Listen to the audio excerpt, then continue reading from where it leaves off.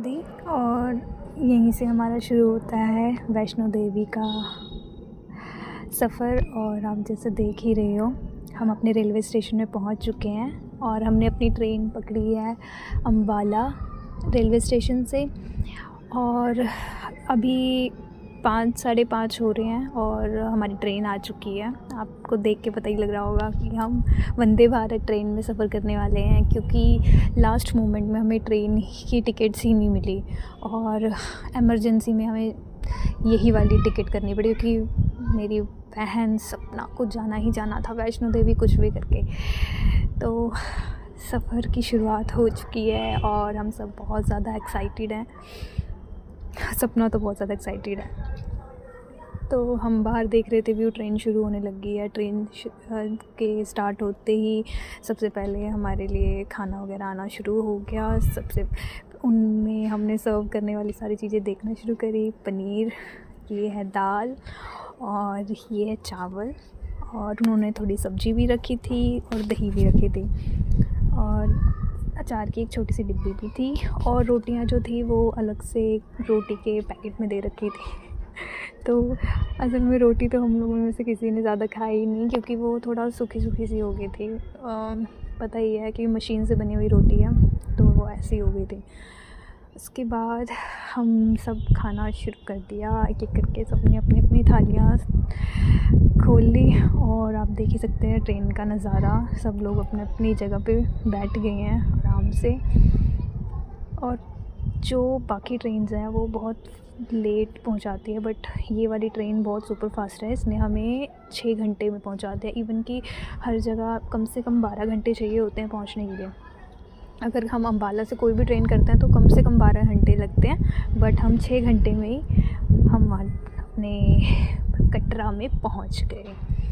अब लास्ट में आइसक्रीम आ गई। आइसक्रीम खाती हुई सपना अब देख ही सकते हो कितना एंजॉय कर रही है। और मैं पहुंच गई हूँ कटरा के रेलवे स्टेशन में, और हमने वो देख रहे हो पीछे पूरा का पूरा, ये पूरा कटरा का रेलवे स्टेशन है। इतना साफ़, इतना सुंदर कि मन करे कि हाँ वहीं खड़े रहो। बाकी तो जगह मैंने देखा ही है रेलवे स्टेशन के, इंडिया में बहुत बुरे हाल हैं, पर कटरा का रेलवे स्टेशन सच में बहुत बहुत बहुत सुंदर है, आप देख ही सकते हैं। और वो जो आपको दिख रही है ना पीछे लाइटें, वो लाइटें नहीं हैं, वो पूरा रास्ता है मंदिर तक जाने का, पूरा का पूरा लाइटों से भरा हुआ। तो हम सब ने एक फ़ोटो उसके आगे खिंचवाई, सपना भी पोज देने लगी है। और इसी के साथ हमारा रेलवे स्टेशन की शूटिंग भी ख़त्म हो गई। और दिल में बहुत ज़्यादा एक्साइटमेंट। हम रात को पहुँचे थे 12-1 बजे के करीब, और मतलब एग्जैक्ट 1 बजे हम होटल में पहुँचे थे। अभी तो आराम से हम खड़े इंतज़ार कर रहे हैं, हमें लेने के लिए आना था इन्होंने। तो देख सकते हो आप, एक बार नज़ारा देखो गाइस, कितना सुंदर है ना। रात को तो और भी ज़्यादा सुंदर लगता है देख के। तो हमारी ट्रेन जा चुकी, चली गई, और ज़्यादा टाइम वो रुकती नहीं है, थोड़ा सा ही रुकती है, और वो जा चुकी। हमने अपने अपने बैग्स उठाए, रेलवे स्टेशन की फ़ोटो खींची, और देख सकते हो आप उर्दू में लिखा है, क्योंकि ऑलमोस्ट मुस्लिम लोग वहाँ रहते हैं, तो उर्दू भाषा तो बहुत नॉर्मल है। हिंदी में भी लिखा है, इंग्लिश में एंड उर्दू में भी। और सुबह का पूरा रास्ता ख़त्म, फ़ोटोज़ हम खींचे नहीं थी, थक गए थे। ये हमारा एंट्री पॉइंट, मॉर्निंग में 6:30 बजे हमने अपनी यात्रा शुरू कर दी थी। और देख सकते हो हमें कितनी चढ़ाई करनी है, पूरी लाइट्स ही लाइट्स हैं। और अभी तो देख के बहुत एक्साइटमेंट हो रही है, पर जय माता दी बोलते रहेंगे तो पूरा रास्ता फटाफट ख़त्म हो जाएगा। इसी के साथ आप देखो, सबसे पहले हम पहुंच गए हैं एक सरोवर जो स्टार्टिंग में ही आता है। तो मैं आपको सिंपल बता दूं कि आपको अपनी यात्रा कैसे शुरू करनी है। सबसे पहले आप क्या करोगे, सबसे पहले आप जाओगे बाणगंगा। यात्रा की शुरुआत वहीं से होती है। और इसका यहाँ क्या मान्यता है, यहाँ पर माना जाता है कि माता ने अपने बाण से गंगा निकाली थी। लोग यहाँ हाथ मुँह धोकर या स्नान करके यात्रा शुरू करते हैं। तो यही बाणगंगा है, आप देख सकते हो। यहाँ से हमने भी अपनी यात्रा शुरू कर दी है। और उसके बाद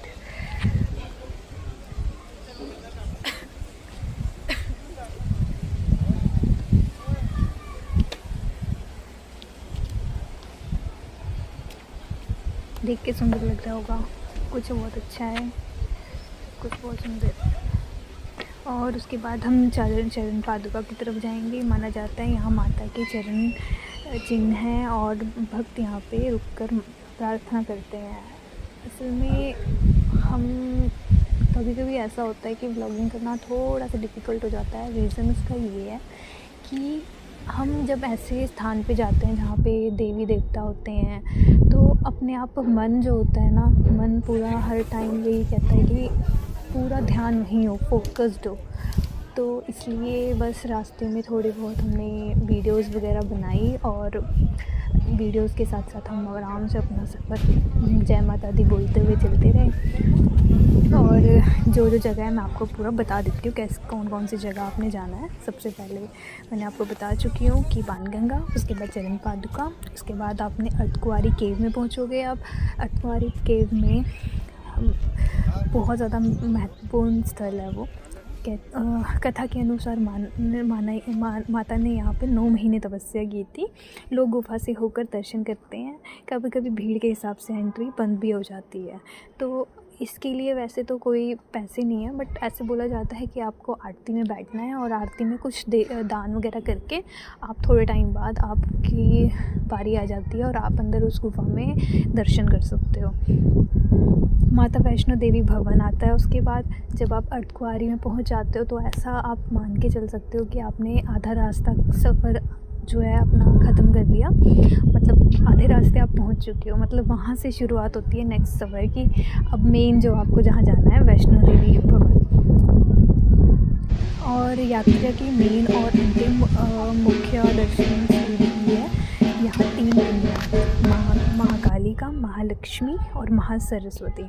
यहाँ असली माता रानी का दरबार है और आप अपने दर्शन अच्छे से कर सकते हो। असल में दर्शन अच्छे से हो नहीं पाते हैं क्योंकि इतनी भीड़ होती है, इतने लोग होते हैं, भगवान को इतने लोगों से मिलना होता है। तो आप सोच सकते हो कि थोड़ी सी झलक भी हमारे लिए बहुत काफ़ी होती है। हम सोचते हैं कि अच्छे से दर्शन नहीं हुए, पर कहते हैं ना, हमने उनको नहीं देखा पर वो हमें पूरे रास्ते देखते हुए आ रही हैं। तो इसीलिए फिर आप इसकी कभी भी ये मत सोचना कि हम गए और हमें दर्शन नहीं हुए अच्छे से। हम ये सोच कर चलो उन्होंने शायद हमें देख लिया, शायद नहीं, वो देख ही लेते क्योंकि इतनी दूर बुलाते हैं। तो मतलब हर एक भक्त पे उनकी पूरी नज़र होती है कि कौन कैसे है, कैसे आ रहे हैं, और पूरा ध्यान, और उन्हीं की पावर होती है कि हम इतना चल पाते हैं। आप देखोगे तो हम जब मैंने सफ़र की शुरुआत की थी तो मेरे मन में ये था कि क्या मैं चल पाऊँगी। शायद एक बार तो ऐसा लगा कि नहीं, शायद मैं चल नहीं पाऊँगी। पर जब मैंने एक बुज़ुर्ग को देखा कि वो बिना मतलब वो चल भी नहीं पा रहे थे, पर फिर भी उनसे जब किसी ने बोला घोड़ा करना है, उनका जवाब था नहीं, मैं अपने पैरों से जाऊँगा। तो उनको देख के ना अंदर से एक पावर मिली कि जब वो जा सकते हैं तो हमें तो भगवान जी ने अभी इतने जवान रखा हुआ है, अभी तो इतने यंग हैं हम कैसे नहीं जा सकते। तो ये कॉन्फिडेंस आना चाहिए आपके अंदर जब भी आप वैष्णो देवी या ऐसी जगह पे जाते हो, क्योंकि भगवान जी के अंदर खुद ही इतनी पावर होती है, वो अपनी पावर आपको दे देते हैं मेरे अपने तक बुलाने के लिए। तो उसके बाद जब आप वहाँ पहुँच जाते हो और मेन माता के दर्शन, माता वैष्णो देवी के भवन में पहुंचने के बाद आप वैष्णो माता का दर्शन करते हो। उसके बाद आपको जाना होता है भैरव टेम्पल। भैरव टेम्पल में क्यों हर कोई वहाँ पहुँच के वैष्णो देवी माता मंदिर में पहुँच के कहता है कि नहीं अब मेरे बस के नहीं है, पर नहीं, ऐसे कभी मत सोचना, क्योंकि भैरव के बाद भैरव उनको वरदान मिला था कि ये यात्रा उन लोगों की पूरी नहीं होगी जो भैरवनाथ के दर्शन नहीं करेंगे। तो भवन के बाद भैरव बाबा के दर्शन करना ज़रूरी माना जाता है। यहाँ माना जाता है कि भैरव बाबा के दर्शन के बिना यात्रा अधूरी रहती है। तो आपको पता लग गया ना सबसे पहले क्या करना है। पहले बाणगंगा, फिर चरण पादुका, अर्धकुंवारी, भवन, देन भवन मंदिर, उसके बाद भैरव मंदिर आपने जाना है।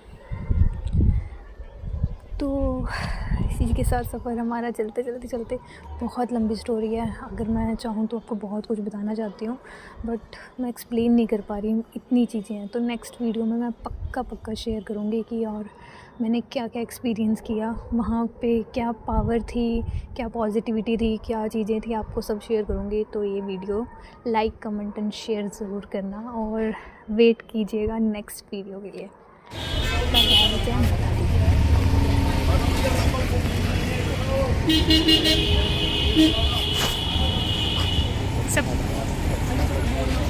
सपना